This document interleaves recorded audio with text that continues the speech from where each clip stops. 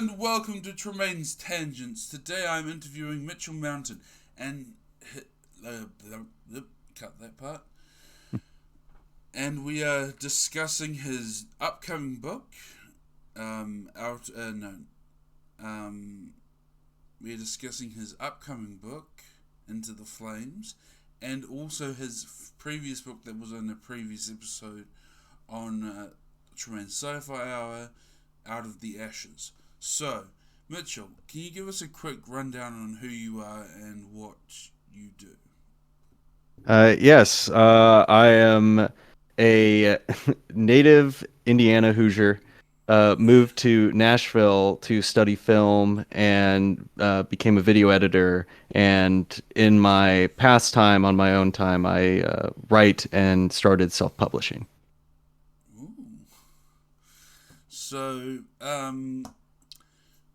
your first book, Out of the Ashes. Now, Jag was the one who read that, so we're going to have to cover some old territory.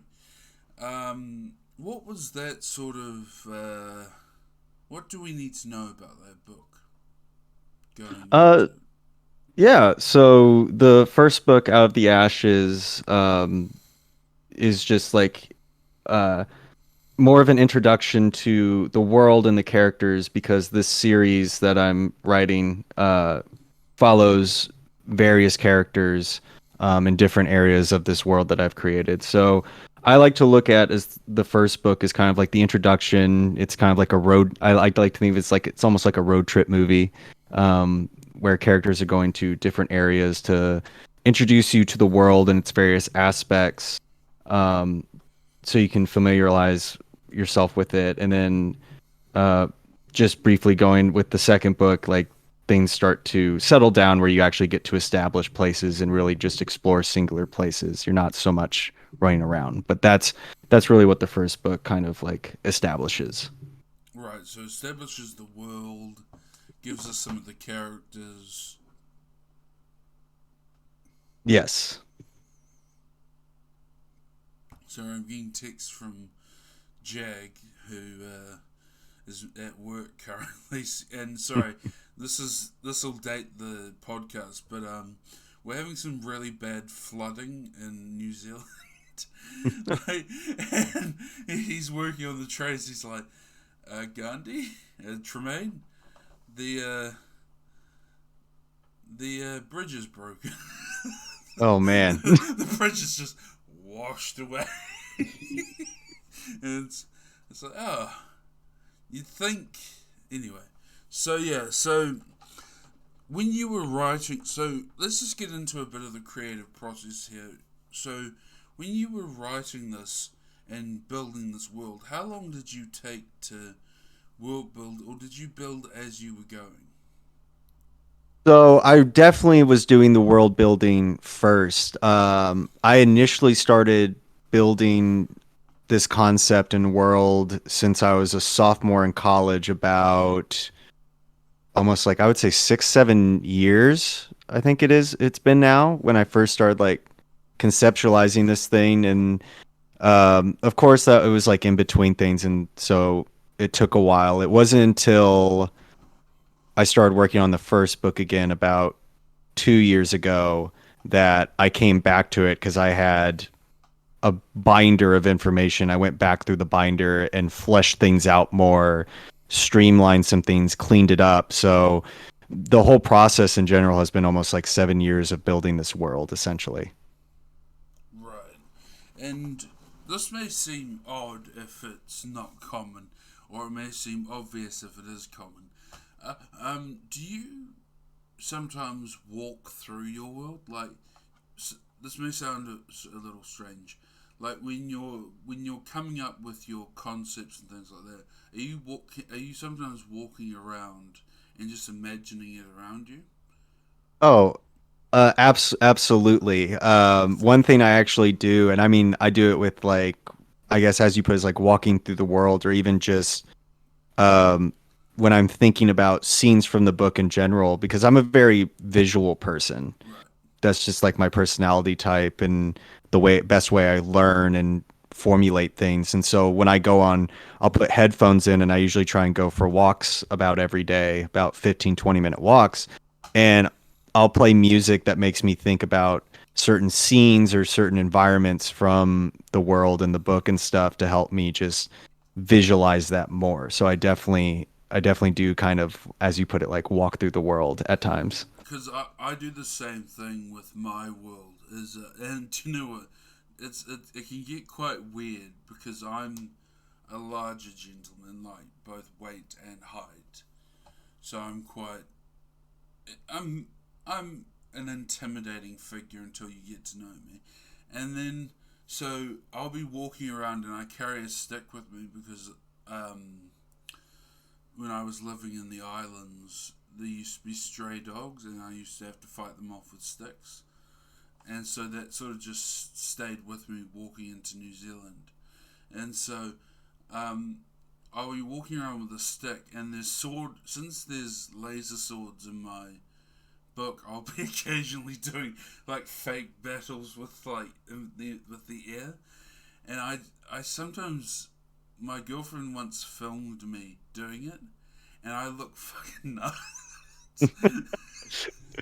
Well, you're in good company because I don't know if I've like acted it out in that way, but I definitely, whenever I'm like trying to think of a scene and like it's characters talking and they're having a conversation, I will be sitting there speaking the dialogue like the characters would be saying it, just to like hear it for myself, to be like, does that sound good? Like, does that sound like something Does someone that would sound? say? Yeah, yeah, I Because know what you mean. it's yeah, it's one thing to imagine it in your head how it's being said and be like, oh yeah, that sounds good. But when you actually hear someone say it like yourself, and you actually say the words yourself, and then you go, oh, that does not sound like something anyone would say. Like, that doesn't sound right coming out of someone's Do mouth. you know what I Like, found though? And this is strange. So you know the have you seen have you watched Star Wars?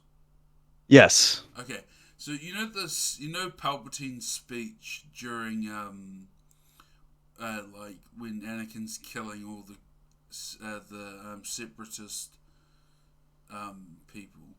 You know, I don't know if you've seen the extended speech, but there's actually, so they obviously they fleshed it out for the books, and they also did it for the nerds that like to read it, me, and I found reading it, I thought, oh, this is terrible. Like this is the worst thing ever. And then I got this microphone for Christmas, and it has an echo feature, and I read it with the echo feature on, and it actually did It sound. made it made more sense. It made more sense.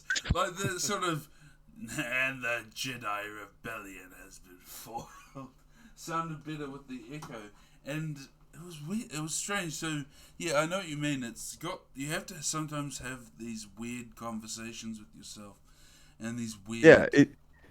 it's part of the creative process. I've talked to other colleagues of mine that, I've mentioned that to them about, like, it's like when I'm writing, sometimes I'll just talk to myself of like what the characters would be saying just to make, and like some of my colleagues are like, oh yeah, no, I do the same. It's like you sometimes just gotta act it out to, it's part of the process. So Well, also, is part of your process for editing reading the whole thing out? um it's part, so when I'm ever like I actually just did it recently for with the second book, with the whole proof, like I got a proof copy of the book for publishing in the actual like the paperback version. Right. And for that, whenever I'm checking for errors or stuff for like kind of editorial stuff, I Yeah. will like actually read through it, and I'll be reading it aloud because I think because I think or at least in my opinion, I think I catch more errors when I'm reading it aloud than if I just read it internally. Because if I read it internally, I find sometimes my brain will Just fill in a auto corrects space. it. Yeah. Yeah, it'll just correct it itself and I won't even notice. But if I read it aloud, I'm forcing my brain to recognize every word, and so if something's out of place, I will catch it immediately. So that's kind of like what I do whenever like editorial stuff. When I read through it, I will read it aloud. Or if it's just I'm in the drafting writing process, I'll actually do this is a neat feature I've told my friends about, and they're like, "Oh my gosh, I never thought about that." Is since I type in Word, I'll do the text to speech option in Word and just have the computer read it to me. Oh god, I can just imagine the made up words. You gotta let some things slide because it definitely like my favorite is any time I've done a text to speech, there's these creatures in the book called Bolgias. I And the way that the computers or any software wants to read the word is Bolgias. I'm like, nope. It's nope. So it's so always good fun. I always get a good laugh out of it. do you know? So in New Zealand, we've reclaimed a lot of our Maori um, names and like names of towns and things like that. So the computers have a hard time with that. So it I mean it's already a difficult not pronounce it. To me, it's not difficult. It's but if you read some of the language around it, it can get quite. I don't know. It's Pākehā, which are the sort of white New Zealanders, are very condescending about the language. But if you if you if you listen to it, so it's like the Maori, and it's just like what? and and every time someone says AI are going to take over the world, I just imagine them saying Maori and think, you know what? I think we've got a few years. I mean, like some of it's actually getting pretty sophisticated. I will say, Oh yeah. like it is one.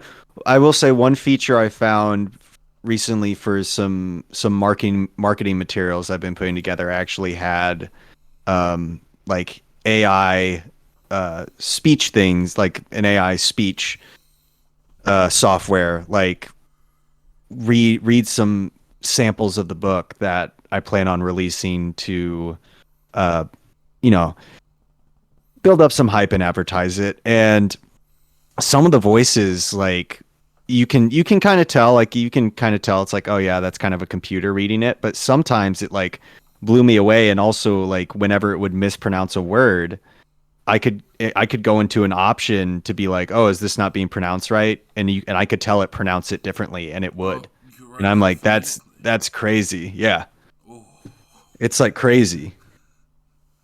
gonna put the voice actors out of work. It's, Morgan Freeman's gonna rage. yeah, it's honestly getting quite crazy with how good that text to speech stuff, like how like when you go to the more sophisticated end, how well it is adapting. Morgan Freeman's gonna rage. I was once God. Now I am penniless. No, he's also a good actor, so Yeah, he's got plenty going for him. he's got not just his beautiful buttery voice, like James Earl Jones. Oh god!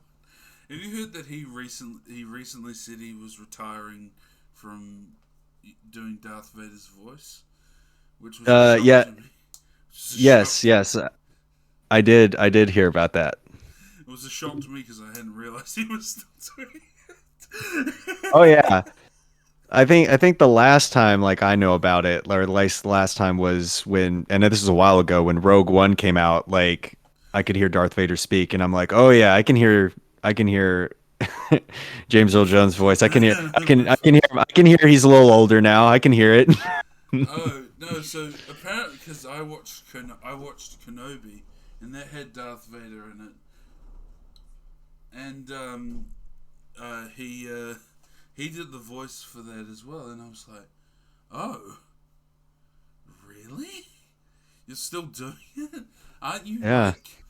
How old are you? yeah, exactly. It's Like like I finding haven't. out Grand Moff Tarkin is still actually the yeah, Peter Cushing's actually still doing Yeah, I don't think the face replacement has gotten that good yet. To be like that.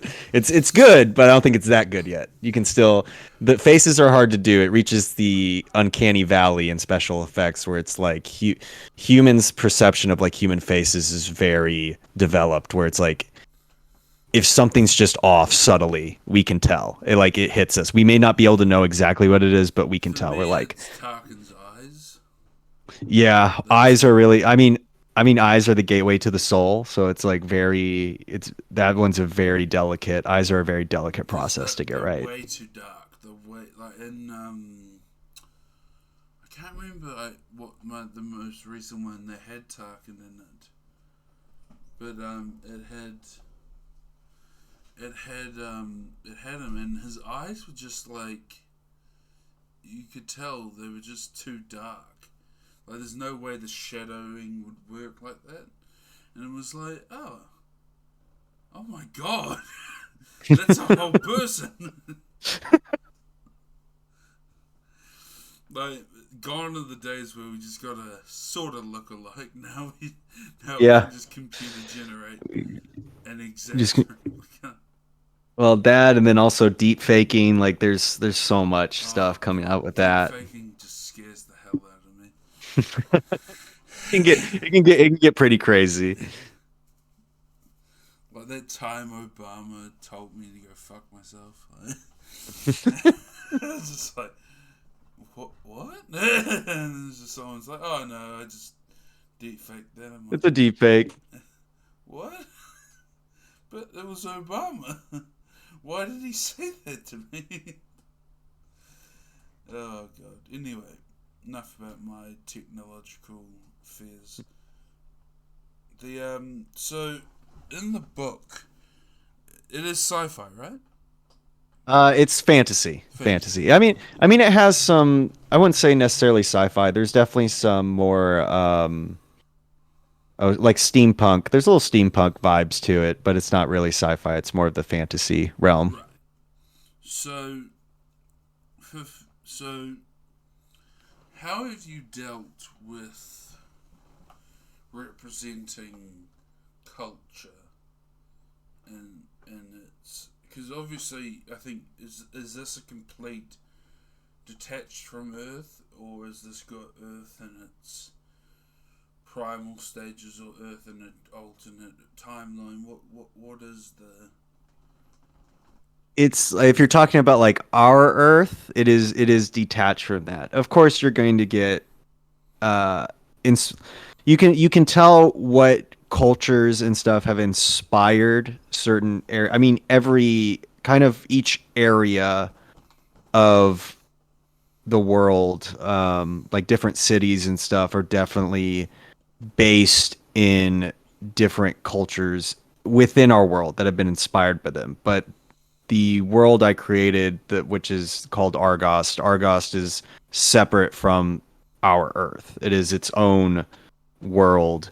But you can tell, like, I mean, the capital is very it's very eastern, or like not eastern, western. Sorry, I'm getting my directions messed up. In the world, it's in the east, but in our world, it's more influenced by like western, more like western 1800s. And but then okay? as you go, there's other places that are more like the south where Skavgate is. It's more mountainous region, very snowy. That's actually more like Viking cultured inspired. Like you can tell it's a little bit more like Viking inspired. And then when you move more westward, it starts to get more eastern, like with Asia, India, more inspired cultures there and stuff. But Right. there's dabbles of it throughout the world, of just like different influential cultures and how they show up in the world. And so, how did you? Because obviously, people have been coming from what would you say? Have been attacking authors recently over the depiction of different races and different cultures. Did you like how was your what was your researching process? What was your was it more of a feeling or was it more of a oh I read about Japanese architecture for this. You know, I'm not trying to start anything. I'm just Yeah. questioning what your process was. What the process was? I mean, it's like it was really like just for me, it was a lot of like, where do some of my innate fascinations lie? Like, what places or what areas kind of just interest me? Like there's a town called Lehmanfell in the world that is this like which has like canals and stuff based on like Venice because I think Venice is such a beautiful place. I love the architecture of that place. I love the design of the city itself, how it all interconnects and everything. Um, so so I was like, well, I since I have a slight fascination with that, that's why I was like, I want kind of a town with that similar style type of thing. I mean, and also with like Japanese, I've always had an interest in Japanese culture. I've, you know, going to film school, I wrote a screenplay based on Miyamoto Musashi's life. So I did a lot of research in that regard. And I mean, the research I did for that, like, inspiration shows up in other towns and stuff. So it's really just like, what do I find fascinating about different cultures or their or places, and where can I pull that from and like mix it with what would make sense in my world, and you know, make that its thing, because it's hard to be truly original anymore. Like, what you would say is truly original, but what you can make original is like taking these different influences and then mixing them together to create something. I think it's the mixture of influences that will I make it like wonder. original, and that's what I tried to do with like when I was like studying different cultures. I was like, oh, it'd be cool to have like that, and maybe like even just like mixing it. Like, what if you took this and like mixed it together a little bit? What if the Vikings and the Mongols and the Inuits? Actually, that don't steal that. That's mine now. Yeah, right. When you start, it's really fun when you start getting on that path of like just like, what if we mix this, and then your brain just starts going with it, and you're like, oh, that could be really cool. It's like that's what it was.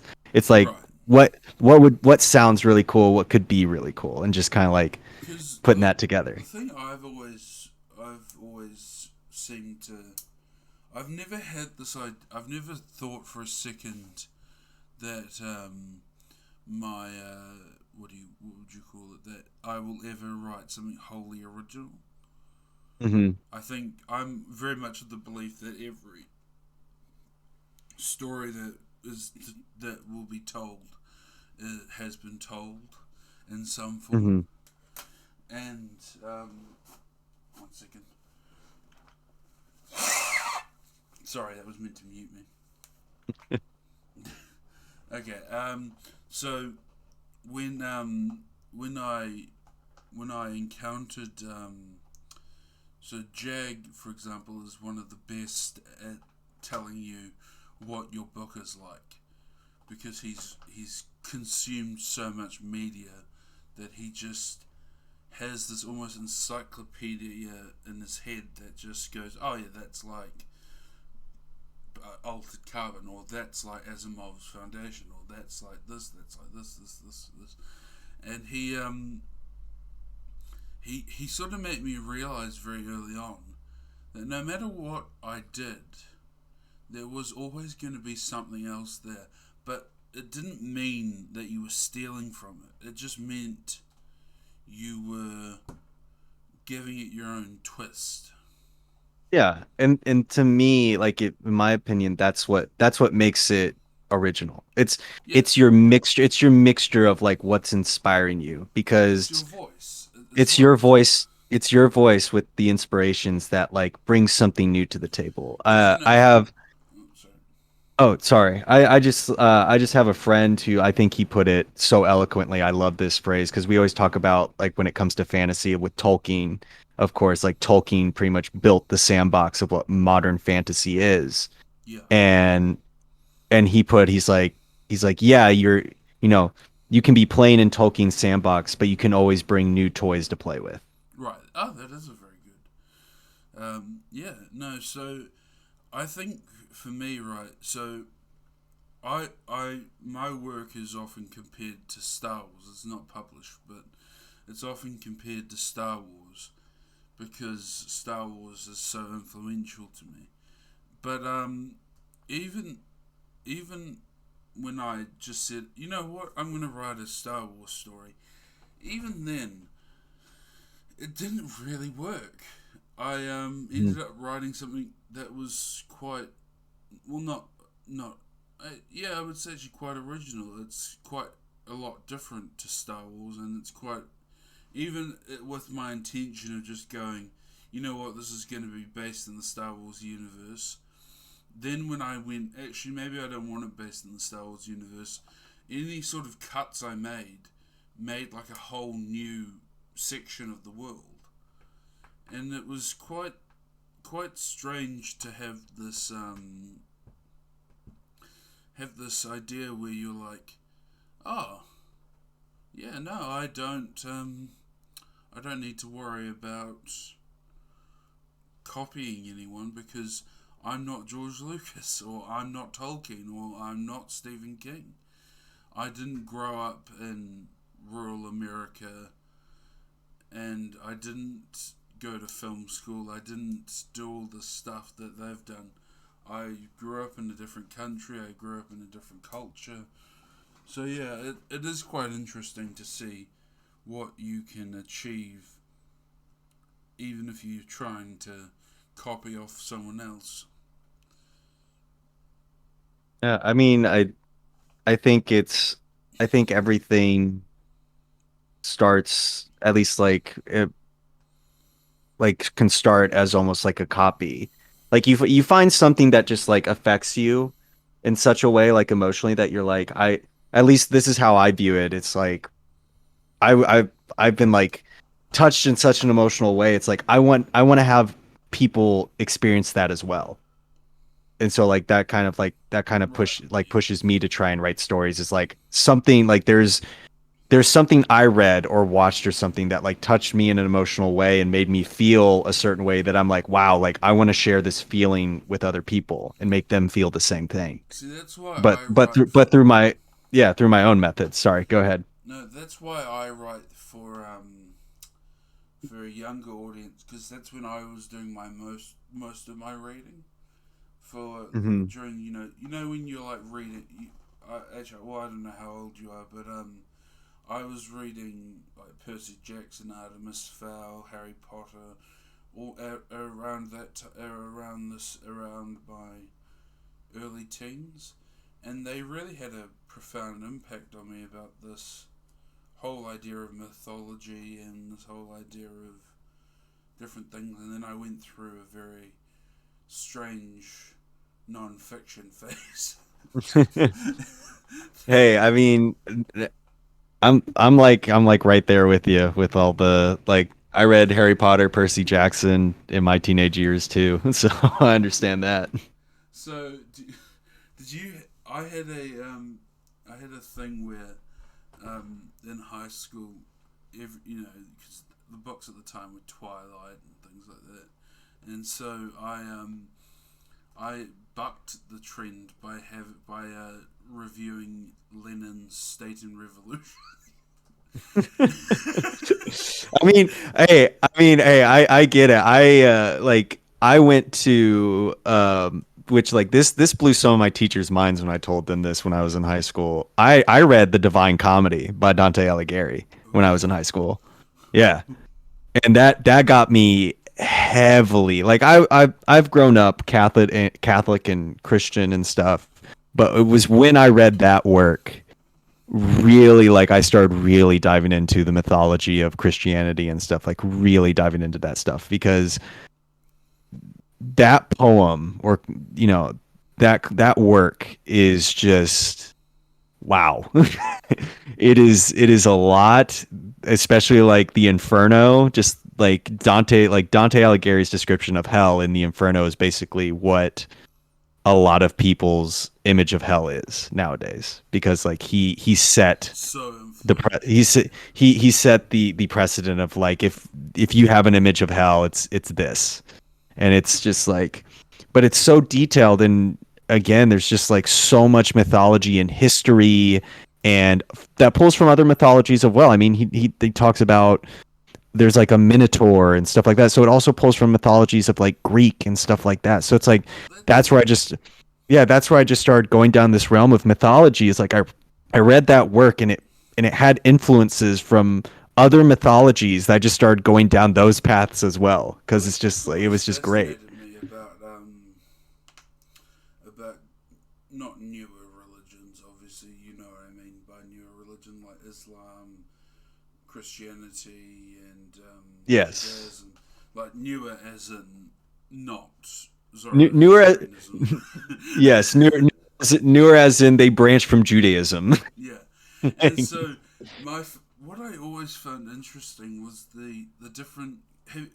There's a book by Joseph Campbell called "The Hero with a Thousand Faces," and it essentially talks about how all the stories in the Bible and that have been told before, and it's interesting to me because like for some people that proves Christianity's divinity, for some people that proves Christianity is just another religion, and it doesn't really matter where you fall on that spectrum. It just shows how wonderfully unique how wonderfully unique and wonderful our cultures can be, but they still at the root talk about the same thing.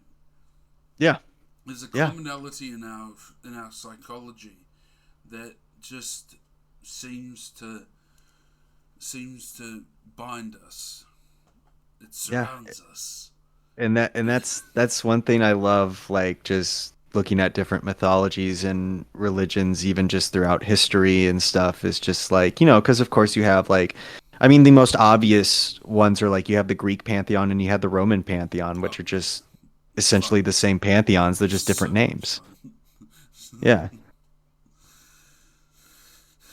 But yeah, and then also I do enjoy I enjoyed the history aspect of Rome more than I did of the mythology. So when I was reading the Battle of Alesia in year 9, I remember that because my group said that I think it was that group, said that they wouldn't pick on me for the rest of the year if we got an excellence on this paper. And I was like, that's a good deal. And we did get an excellence on that paper. Kind of sad, but also I didn't get picked on for the rest of the year. So, kind of a win. Yeah, some came out of it. Something pathetic. Pathetic. But see, to me, it wasn't work. It was just something I would do independently. Reading about Alesia, learning about how different Roman tactics influence the battle, how important it is in military excursions at the time to not retreat in a broken fashion, to continue your. So, like for example, the thing that gave the Romans such a good edge was if they were retreating, they retreated in order, in form, and that to me was so cool. Like this idea that they had to keep their cool, they had to listen to their commander, they had to do all this stuff, and it was such a cutting edge concept that it just dominated the battlefield. Yeah. Anyway, we got a, we got a bit No, lost.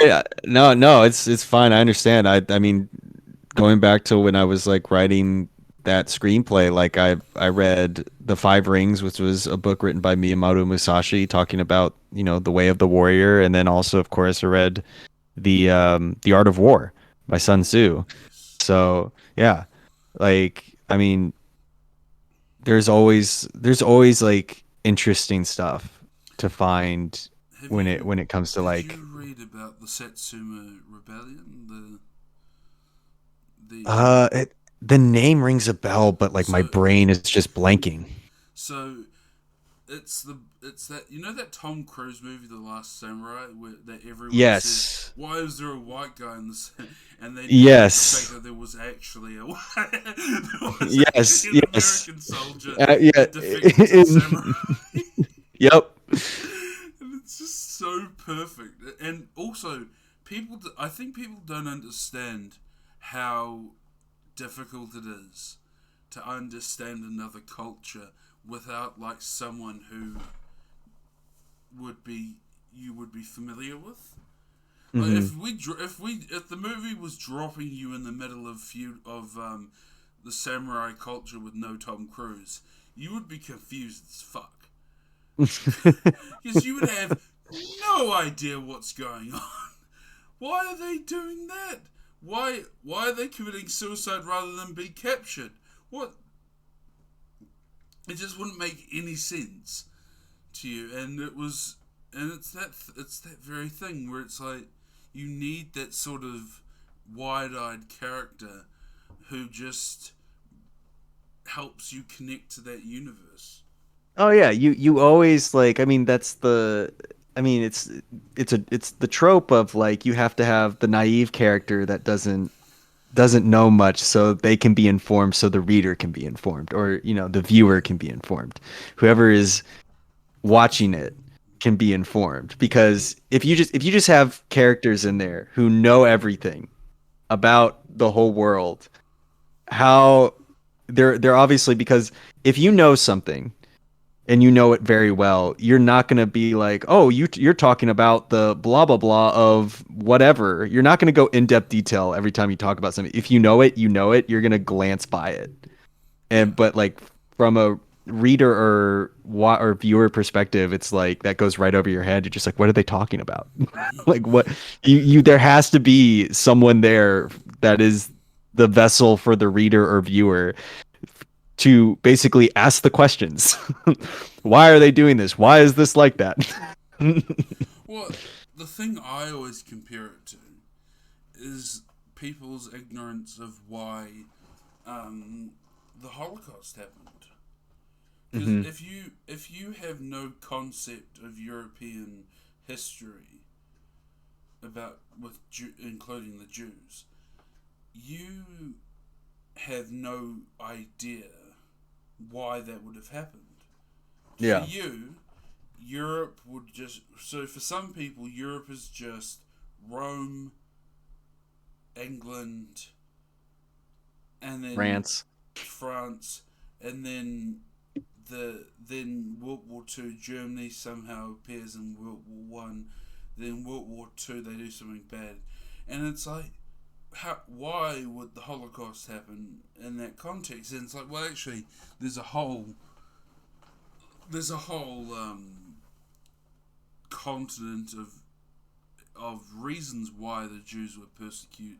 Not good reasons, but there were whole Yeah. reasons why they were persecuted, and where that persecution comes from, where that distrust comes from. Yeah. Well, and also just from, how did, because I think, it's easy for a lot of people to also ask, like, how did the German people, accept this? Of course, not all of them accepted it, but of course, like a vast majority had to for this to happen. Well, also, And it's just like, well, you got to look at history. Like after World War I, Germany got treated pretty badly after World War I. So it's like, unfairly, that I would say also unfairly treated, yeah, because yeah, they didn't really start the war. no. And like there's They just got shoved with all the blame. That's what happened, was yeah, like basically World War I happened, and someone had to take the fall for it, and that became Germany. and Germany became someone the had to fall take the man. fall for it, and their allies had disintegrated. Yes. Yep.